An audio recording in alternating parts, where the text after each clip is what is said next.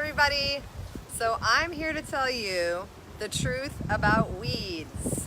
And some of you may know this already, but we've been duped. We've been lied to about the weeds in our backyards.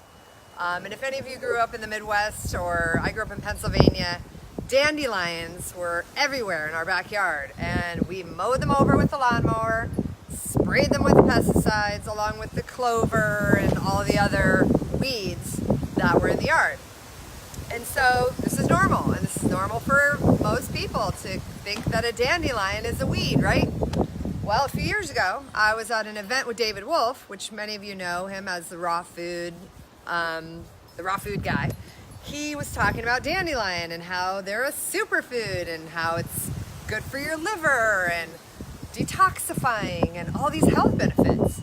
And then I saw people selling dandelion greens at the farmer's market, and I saw dandelion tea at Whole Foods and dandelion capsules. And then I said, wait a minute, is it a weed or a superfood? I'm really confused here. Do we kill it or eat it or what? And so upon further research, dandelions are actually really good for you. Like a superfood, amazing medicinal, liver cleansing, detoxifying, amazing plant. And so it makes sense, right? Like, why would God create any plant that, you know, there's a purpose for every plant. And so how did this happen? How did we get duped into thinking that these were weeds and we should kill them and use a lawnmower that requires a lot of gasoline or spray of chemicals and kill them? So upon further research, I saw a documentary about the history of the lawnmower and the manicured lawn, and how we basically were programmed to think that this perfectly manicured lawn is where it's at, and that's what everyone should have. And how do you get that manicured lawn? You buy a lawnmower and you mow it and you ride the lawnmower and it looks all perfect, and you cut the grass. Well, we're going to talk about how unsustainable that is, and I'm going to show you our yard and our backyard and our front yard and tell you what just recently happened to us in the battle to save the weeds. And so, as Forrest was showing you here in the beginning, these are some of the plants, not weeds, that are have taken over some of the areas of our yard where, you know, there was just dirt here and some mulch, and really it needed something green. And so we've got these beautiful dandelions, and the dandelion seed, you know, we've all done this. We've all like pulled the dandelion seed and blown the flower, and it's just this amazing part of our pastime, right? Well, the other day we saw the birds, these beautiful little yellow birds, and I'm going to post some of these pictures for you to see these beautiful birds. They were coming and picking at the dandelion seed and eating the little seeds, and all the bees were having a field day and just loving it. So it's like, wow, well, if the bees and the birds are eating it, you know, it must be good for us too, most likely, right? And I know obviously there's some poisonous plants out there that we shouldn't be eating. So I'm not saying all plants, but this is one that we all know grows in our yards, and that we kill it, unfortunately. So I have a friend that shared a recipe with me. If you're curious, like, what do you do with your dandelions? You take like 100 of them, the dandelion flower, and you can make a honey out of them. And it's the recipe is dandelions and sugar and apples, and you boil it and it thickens. There's a recipe that PETA, if you search PETA, P-E-T-A, dandelion honey recipe, you'll find it, and I'll post it as well. And so there you go. You don't have to cut down your dandelions. You can make a honey out of them. This other plant, we're not sure what it is. If any of you know, let me know. It's got these beautiful little white flowers. It's fuzzy. It grows everywhere. I see it all over LA. So we have to find out what that is and what that's good for. And so now I'm going to take you to the front yard, where this is what it looked like yesterday morning. And our landlords came and cleared it totally because our neighbors were complaining, saying that our yard made the whole neighborhood look ugly. And so they cut it and killed everything, and it's now a pile of dirt. So let's go look at that.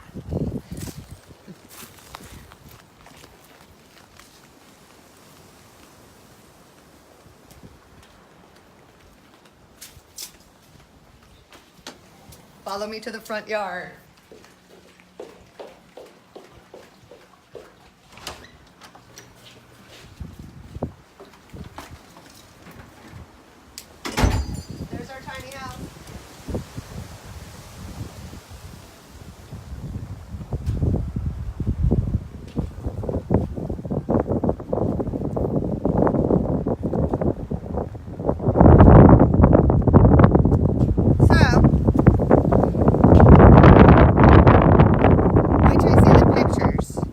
what this looked like yesterday. It was lush, plants up to here, birds and butterflies and bees, loving every beautiful flower and plant, and now it's all gone, just like an ugly bunch of dirt. And so I was heartbroken. And little Seneca and the Princess in the Kitchen, we were so excited. This weekend we were planning to collect all the dandelion flowers and make the dandelion honey that I was just telling you about. And so when she came home, she was shocked to see this death and destruction of our front yard. Yep. And so just want to show you a little bit of like what people think is the perfect looking yard if you look around our neighborhood.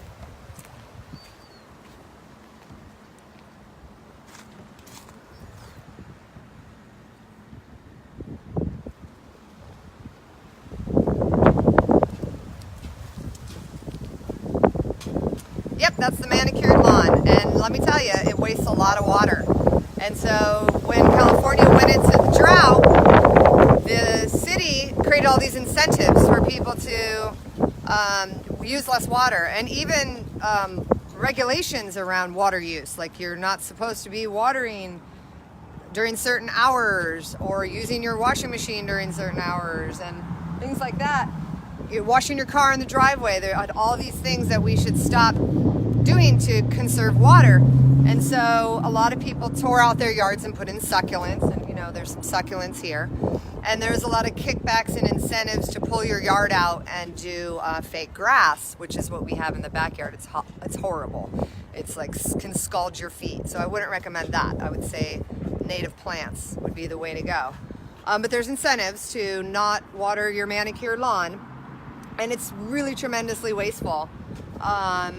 And so, you know, really sad that people are brainwashed into thinking that this is how it should be. You know, we think food, not lawns, and there's a really great group doing that, like taking over people's lawns and growing food, and I think that's amazing. Like, why waste the space?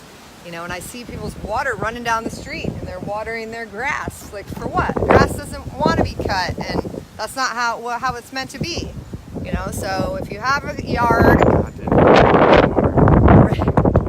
God didn't create a lawnmower.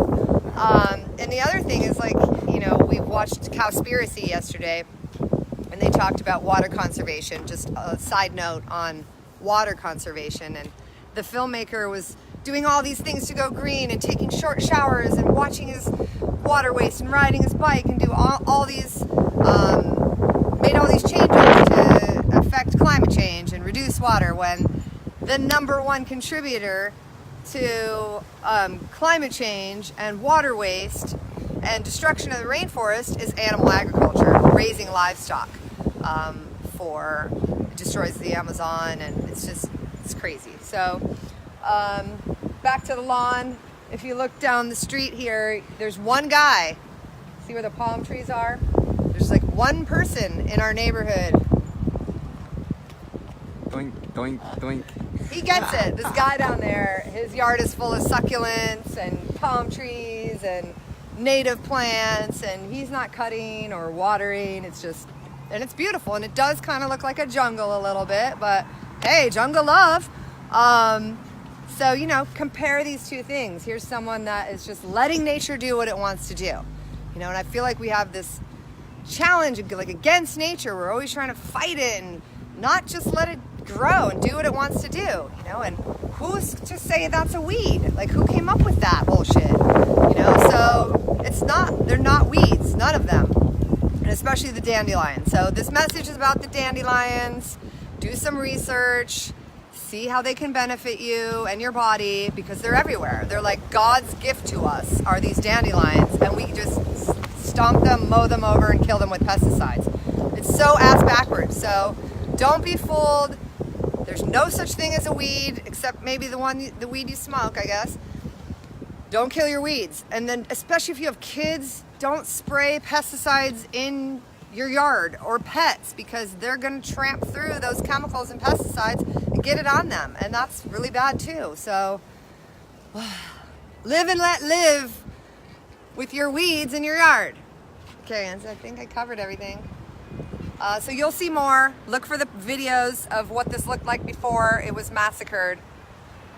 And check out the dandelion honey recipe on PETA's website. And we're gonna make it. We just have to find some dandelions. So if any of you have lots of dandelions in your yard, we can bring the princess in the kitchen over so we can still make the dandelion honey that we were gonna make this weekend. So let us know, we'll come pick them, we'll do the video, we could even make it with you and experience dandelion honey. All right, I think that's it. It's a short one, short but sweet. Have a good weekend.